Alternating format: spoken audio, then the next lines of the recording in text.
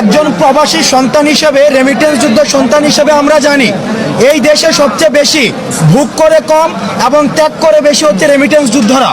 16-17 বছর বয়সে তারা দেশ থেকে চলে যায়, 50-55 বছর পর্যন্ত তারা শুধু দেশকে দিয়ে যায়, কিন্তু সেই অর্থে সেই বিনিময়ে কিন্তু তারা দেশ থেকে কিছু পায় না।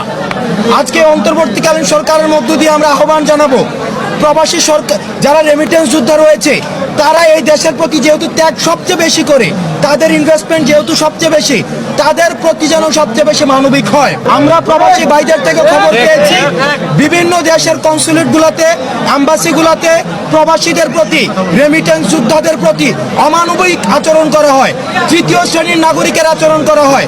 এবং আমরা দেখেছি যে কনসুলেটগুলোতে লাল ফিতার দৌরাত্ম্য এবং অমানবিক আচরণগুলোকে বাংলাদেশ থেকে এক্সপোর্ট করে নিয়ে যাওয়া হয়েছে। আপনারা যারা অ্যাম্বাসিগুলোতে রয়েছেন, কনসুলেটগুলো রয়েছেন, আমরা আপনাদেরকে আহ্বান জানাচ্ছি, এই প্রবাসীদের আয়ের উপরে ভিত্তি করে বাংলাদেশের অর্থনীতি দাঁড়িয়ে রয়েছে। আপনারা রেমিটেন্স যোদ্ধারা যারা রয়েছে মিডল ইস্টে এবং ইউএসএতে এবং সারা পৃথিবীব্যাপী, তাদের প্রতি আপনারা মানবিক আচরণ করুন। কারণ আজকে গণ অভ্যুত্থানে প্রবাসীরা যেই আমাদেরকে সমর্থন জানিয়েছে রেমিটেন্স শাটডাউনের মধ্য দিয়ে, সেটি একটি তাৎপর্যপূর্ণ ঘটনা। সুতরাং প্রবাসীদের অবদান অনস্বীকার্য।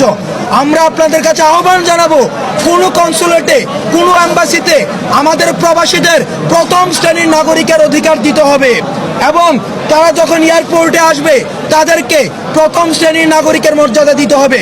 যারা দেশ থেকে টাকা বিদেশে পাচার করে তাদেরকে প্রথম শ্রেণীর নাগরিকের মর্যাদা দেওয়া হয়, কিন্তু যারা বিদেশ থেকে দেশে টাকা নিয়ে আসা হয় তাদেরকে তৃতীয় শ্রেণীর নাগরিকের মর্যাদা দেওয়া হয়, যেটিকে আমরা বৈষম্য বিরোধী ছাত্র আন্দোলন আমরা তীব্রভাবে নিন্দা জানাই।